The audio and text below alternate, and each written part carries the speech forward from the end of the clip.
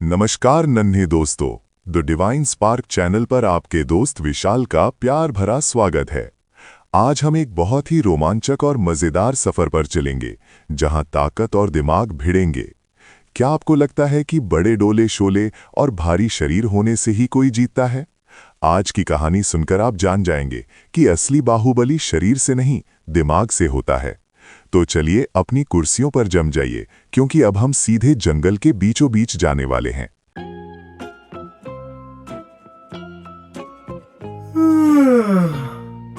पूरे जंगल में सन्नाटा छा जाना चाहिए, क्योंकि महाबली भीम अब अपनी नींद से जाग चुका है। मेरे इन विशाल और नुकीले सींगों को देखो, पहाड़ भी इनसे टकराने से पहले 100 बार सोचते हैं। आज मेरी पीठ में बहुत जोर की खुजली हो रही है, मुझे खुजली मिटानी ही पड़ेगी।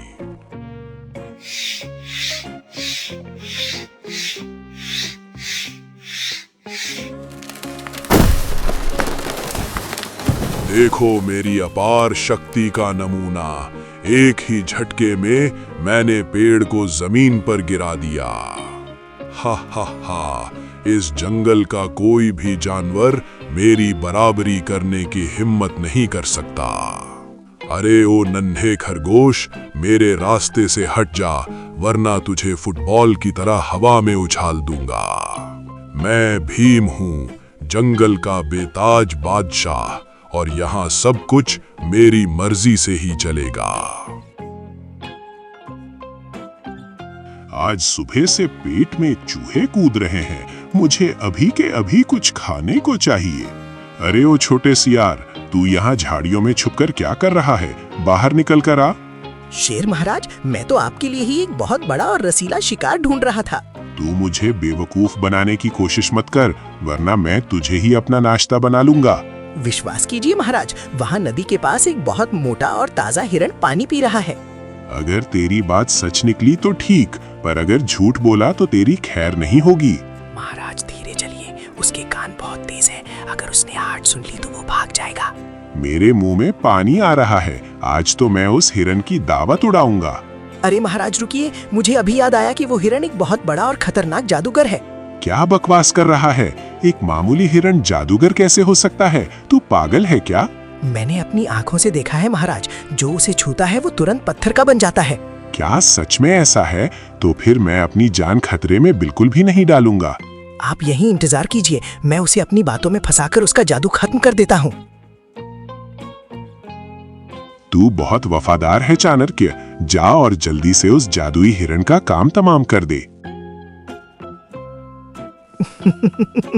मूर्ख राजा, वहाँ कोई हिरण नहीं है। अब मैं तुम्हारा बचा हुआ खाना मजे से खाऊंगा।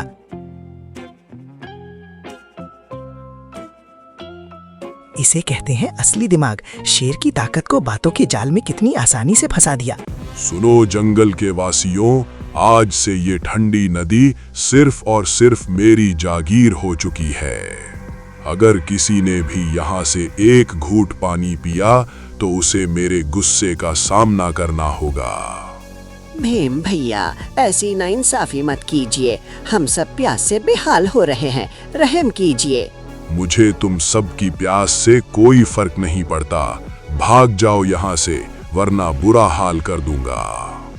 हमारे छोटे छोटे बच्चे गर्मी और प्यास से रो रहे हैं, आप इतने कठोर दिल कैसे हो सकते हैं? मेरी बात एक बार में समझ नहीं आती क्या? यहाँ से दफा हो जाओ तुम सब के सब।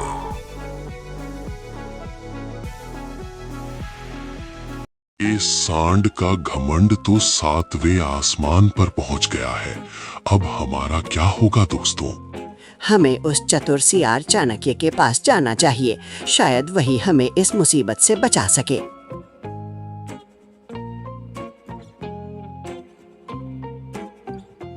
दोस्तों घबराओ मत, ताकत का जवाब ताकत से देना बेवकूफी होगी। हमें अक्लमंदी से काम लेना होगा। लेकिन भीम बहुत ताकतवर है चाणक्य, वो तुम्हें एक ही फूंक में उड़ाकर रख देगा। हर बड़े ताले की एक छोटी चाबी होती है। भीम के घमंड की चाबी मेरे पास है। मैं उसे एक ऐसी चुनौती दूंगा जहां उसकी ताकत ही उसकी सबसे बड़ी और बुरी दुश्मन बन जाएगी। अगर तुम ऐसा कर पाए चाणक्य, तो हम सब जीवन भर तुम्हारे बहुत बहुत आभारी रहेंगे।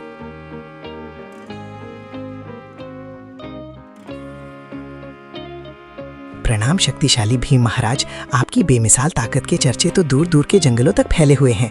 अच्छा, तो तू भी मेरी झूठी तारीफ करने आया है। बता, तुझे मुझसे क्या काम है सियार? महाराज, मैंने सुना है कि आप ताकतवर हैं, लेकिन क्या आप जंगल के सबसे तेज धावक हैं? तुझे मेरी रफ्तार पर शक है। मैं हवा से भी तेज और बिजली से भी फुर्तीला हूँ। अगर आपको इतना ही भरोसा है तो चलिए एक रेस लगाते हैं, दूध का दूध हो जाएगा। तैयार हो जा हारने के लिए। मैं तुझे इतनी बुरी तरह हराऊंगा कि तू हमेशा याद रखेगा। शर्त ये है कि हमें उस दलदल वाली घाटी के पार दौड़ना होगा। क्या आप तैयार हैं? मुझे रास्ते से कोई फर्क नहीं पड़ता। मैं अपनी ताकत से हर बाधा को तोड़कर निकल जाऊंगा।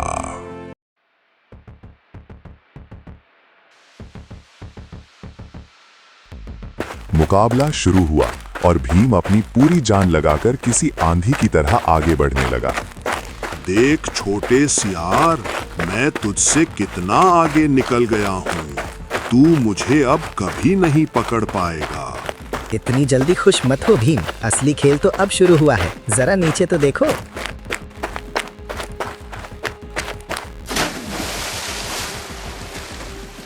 अरे ये क्या हो रहा है? मेरे भारी पैर इस गीली और चिपचिपी मिट्टी में धंस रहे हैं।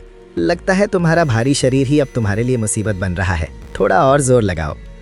मैं जितना जोर लगा रहा हूँ, उतना ही ज्यादा अंदर इस गहरे कीचड़ में फंसता जा रहा हूँ। मैं तो बहुत हल्का हूँ, इसलिए इन सूखी लकड़ियों और पत्थरों पर कूदते हुए मजे से जाऊंगा। मेरी मदद करो, मैं यहाँ से हिल भी नहीं पा रहा हूँ। मैं डूब रहा हूँ, बचाओ। क्या हुआ बाहुबली? तुम्हारी वो अपार शक्ति अब तुम्हें इस कीचड़ से बाहर क्यों नहीं निकालती? मुझे अपनी गलती का एहसास हो गया है चाणक्य। कृपया मुझे यहाँ मरने के लिए मत छोड़ो। मैं तुम्हें बचाऊंगा, लेकिन तुम्हें वादा करना होगा कि तुम फिर कभी किसी को नहीं सताओगे। मैं कसम खाता हूँ, मैं अपनी ताकत का इस्तेमाल सिर्फ दूसरों की भलाई के लिए ही करूँगा। ठीक है, अब मेरी पूंछ पकड़ो और धीरे धीरे बाहर आ जाओ। अपनी ताकत का सही इस्तेमाल करो।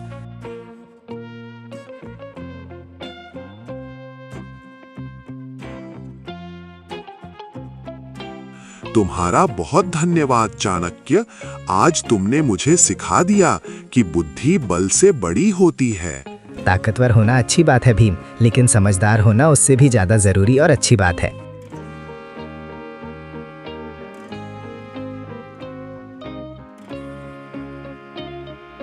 हुर्रे, अब हम सब नदी का ठंडा पानी पी सकते हैं। चाणक्य ने हमें बचा लिया। चाणक्य की जय हो। आज साबित हो गया कि अक्लमंदी के आगे बड़ी से बड़ी ताकत झुक जाती है। भीम, तुम इतने ताकतवर होकर इस छोटे सियार के आगे क्यों झुक रहे हो? महाराज, आज मैंने सीखा है कि अक्ल के बिना बड़ी ताकत केवल मिट्टी है। चाणक्य, क्या तुम्हारे पास कोई ऐसा टॉनिक है जिससे मैं भी समझदार बन सकूं? हाँ महाराज, अगर आप अपनी पूंछ पकड़कर गोल घूमेंगे तो दिमाग तेज हो जाएगा। अगर इससे अक्ल बढ़ती है तो मैं अभी अपनी पूंछ पकड़कर गोल गोल घूमता हूँ। शेर को गोल घूमते देख समझ आया कि बिना दिमाग सब कुछ गड़बड़ होता है। देखा प्यारे बच्चों, कैसे एक छोटे और कमजोर सियार ने अपनी बुद्धि से विशाल सांड को हराया। हमें ये सीख मिलती है कि शरीर की ताकत सीमित है, लेकिन बुद्धि की ताकत असीमित है। संस्कृत में एक श्लोक भी है, बुद्धिर बलयस्तस्य, जिसका मतलब है जिसके पास बुद्धि है वही बलवान है। जीवन में जब भी मुसीबत आए तो घबराना नहीं, बल्कि अपने दिमाग का सही इस्तेमाल करना। अगर आपको ये कहानी पसंद आई तो द डिवाइन स्पार्क चैनल को अभी सब्सक्राइब कर लीजिए। लाइक बटन को दबाइए और अपने दोस्तों के साथ इस मजेदार कहानी को शेयर करना मत भूलिएगा।